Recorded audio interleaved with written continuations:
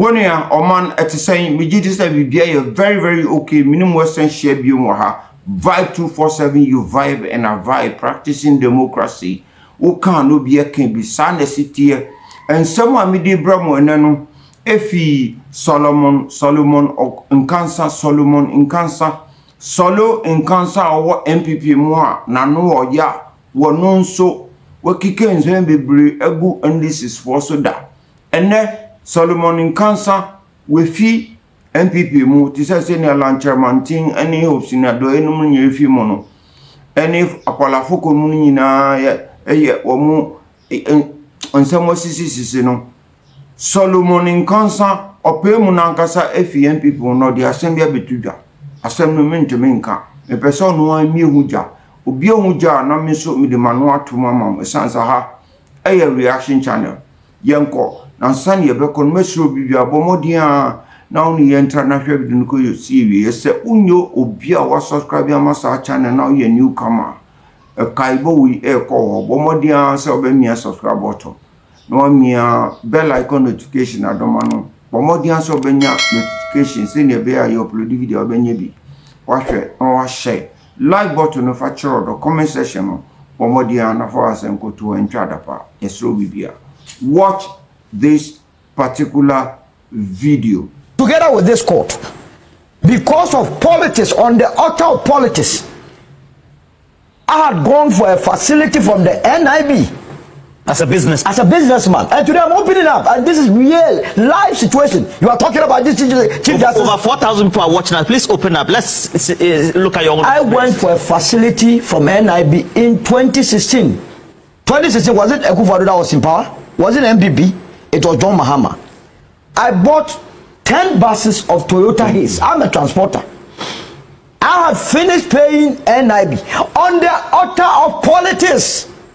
When we started Alan Akufo-Addo business, quickly, Ajebafo and his firm, they were... Oh, you were in MPP? MPP. They were working for NIB as external lawyers. They went to court, filed that buses that were working has to be preserved. If I am owing a court, I owing a bank, and you take me to court, at the end of the day, if it is proven that indeed I was owing, would I not be made to pay the money? But the judge in the court decided to preserve the buses for a year. Uche semna papa ne kanomu. Oye MPP ni Solomon Nkansa oye MPP ni. Oni NDC atranse tita. No mu argument. Oti ase we gu NDC won findawo. Bene oni party no bio. Na ne se wodi abetu waji se our party no mu no a businessman. Oye transporter, oye transport owner. Into koto buses bi. Na ekabi allegedly abepie wo bank and Asem na abepie wo court okoye no nwankasa ni nkrofo adanu wo mo allegedly eno mu di Asem na kotu no so e masisi o mu hoti buses no buses anko di edwo benya ska no mu hoti buses no for 1 year ene ye kire se auto bus na bus an nanche for 1 year nema estati ese wo mu onim nika. Watch this. Year and a half, all these buses had been kept. They were just parked. In fact, your lawyer just confirmed it to me. It's okay. They shouldn't go there. It's okay. And they find these people. It's okay. When sometimes when we are speaking, if they know the damage that the Akufo-Addo and his people have got during their term, I lost close to $4 million. A young man that is growing up in his business. They wanted to kill me. The only reason why I survived was that I was doing business with my wife. Can you imagine you waking up with your wife and not knowing what to do? At the point, the judge there, you said you have preserved the buses. I gave, what do you call it, the keys. I went to the court myself to see the registrar. And that registrar there, the court 10 registrar, hey, look, okay. The student annoyed this morning. Calm down. Because we have a lot Solomon Nkansa ni both ye. A son say, ye catch them, NDC for Debia, ye catch them, say. MPP for your money now. There was some group of persons be a MPP more. They be person say allegedly. Some crofone, even one own party members, Omudi Yom, Omudi Canada, Japan allegedly. Solomon Nkansa and all kind. And now, or no all kind. Now, dear back more, ya, a better team, MPP for say, Sisi MPP ni media general wo munteme nye fine bio. Solomon Kansa anya bebia ankogu enkofa ni nsem endi anfa nkutu no media station odiba TV3 bebia omuni MPP for enye fine no. What I say one day no that is not obo no. And say TV3 for the omano atum no mu ya ebekwa kotie omo ankasa wo ho no. Wo on party member eno mu ye ni sei. Na so munya wo NDC ni ade no be no. Enti wo hwe ye ka de bia say wo mu ye boni a allegedly wo mu nwe hu. Omo an party nipa no mu ye ni sei. Enya we nko allegedly to aso. What you say?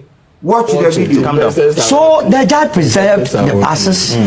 And you are talking about your experience. My experience. Now, and this was a high court? High court. I went there and then asked, told the court that these have parked the buses here, they should go and take the buses.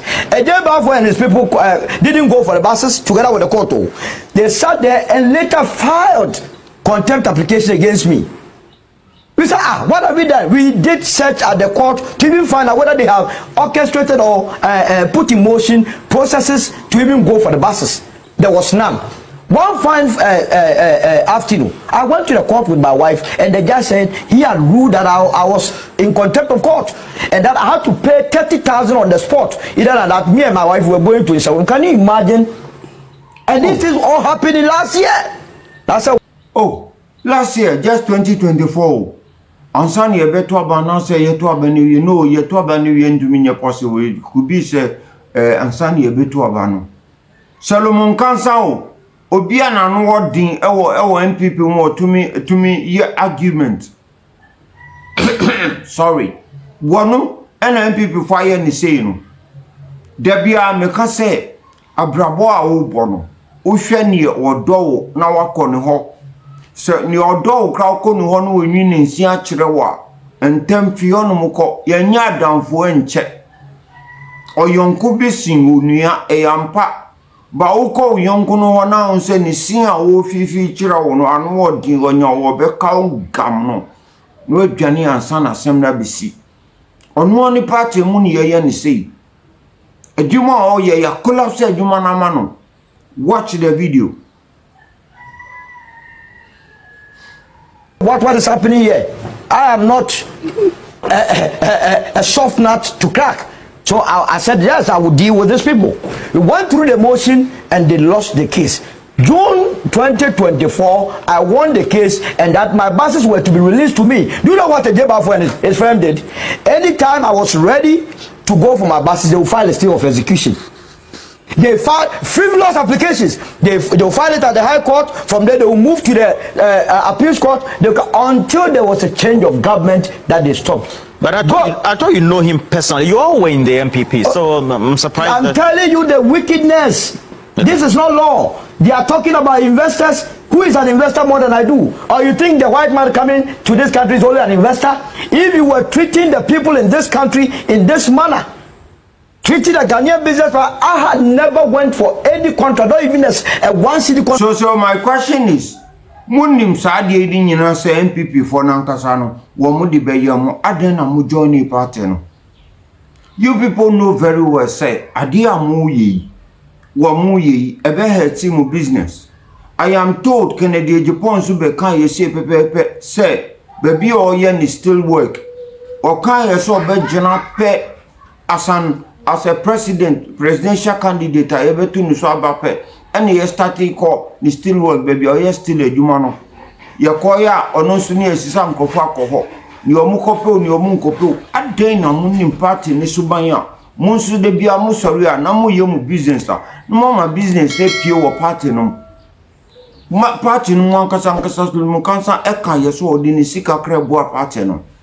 So why MPP why obi eye dwuma di ne sika e boa mu party no eno nso mu jejere. Let's watch a little bit of Solomon Kansa video ni etwa so why yes obi bia watch this video from the MPP government. I was doing my private business and the truth of it was that I was even using my money to finance the MPP at Okakwe South. Go and check Okakwe South. Those that were financing them You are not even giving me a contract, and you are talking about Kuja, talking about investors. Do they know the damage they do in the court? They shouldn't have known some of this. So they must be the last people. Let me say that John Mahama will be criticized if you go false foul of the law. But those that must be the last people to... Those that should not be talking about rule of law in this country must be the MPP. Wakase ye pa. Because constitution na ye boa man. Uba power or for constitution for ye juma, but sometimes or more to me transi a whole president to me fa a whole seat a konwa or transfer occasion I say edit 2-1 for your friends a forerunner mu. Now ya saw is yes so near talk for the two near the bodyguard and mano. No driver a can sit back on na gana a boka. Constitution na fine fa clause fa ne wo mu se president Akufo-Addo to me fa akunwa eshen kam na ye gadi akunwa no je se wono ye president on tro bi akunwa so president Mahama oba no onu se bi kresi na ninam ne npedue no mu president Mahama no aba no wono se bi diesel na ninam ne hunamu woba ye enya akunwa esi occasion ho no enya no na otena so one president Mahama odi akunwa akoshe your friends video your friends oh Muya MPP for Yama Muya no Muna Muma we boy we are President Mahama ba OCC se nyame boa na ndi se antrasi anche no muso mukwa sa na muba ma be se nyama but